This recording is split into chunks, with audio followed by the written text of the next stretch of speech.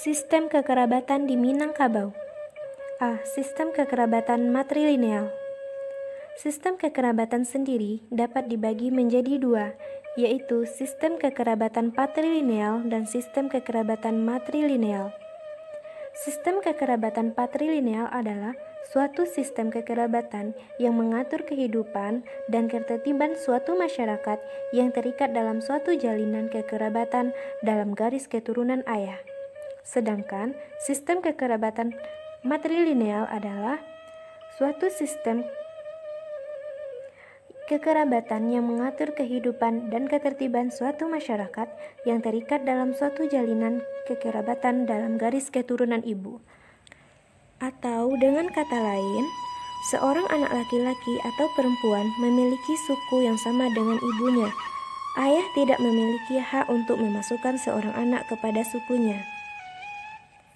Selanjutnya yaitu ciri-ciri yang dimiliki oleh sistem kekerabatan matrilineal. Yang pertama, garis keturunan dihitung dari garis keturunan ibu.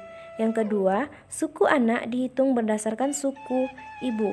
Seperti pepatah mengatakan, basuku kabakeh ibu, babako kabakeh ayah, jauh suku dake mencari ibu, tabang basi tumpu hinggo mencangkam. Ciri yang ketiga yaitu pusako tinggi turun dari mama ke menakan, pusako rendah turun dari bapak kepada anaknya.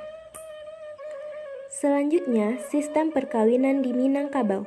Sistem perkawinan di Minangkabau terbagi dari dua bagian, yaitu kawin ideal dan kawin pantang. Kawin ideal disebut juga dengan perkawinan awak sama awak atau pulang kabako. Menurut pemikiran orang Minangkabau, perkawinan yang ideal ialah perkawinan antara keluarga dekat, seperti perkawinan antara anak. Selanjutnya yaitu pulang ke bako. Pulang ke bako maksudnya adalah mengawini keponakan dari ayah. Kawin pantang. Kawin pantang ialah kawin yang dilarang atau tidak boleh dilakukan oleh orang Minangkabau, yang mana apabila tetap dilakukan akan mendapatkan sanksi hukum. Perkawinan yang dilarang ialah perkawinan yang terlarang menurut hukum perkawinan yang telah umum, seperti mengawini ibu, ayah, anak, saudara seibu dan sebapak, dan lain-lain. Sedangkan menurut masyarakat Minangkabau sendiri, perkawinan pantang ialah perkawinan yang akan merusak sistem adat mereka, yaitu perkawinan orang yang setali darah menurut keturunan ibu dan sekaum serta juga sesuku meskipun tidak ada hubungan kekerabatan dan tidak sekampung halaman.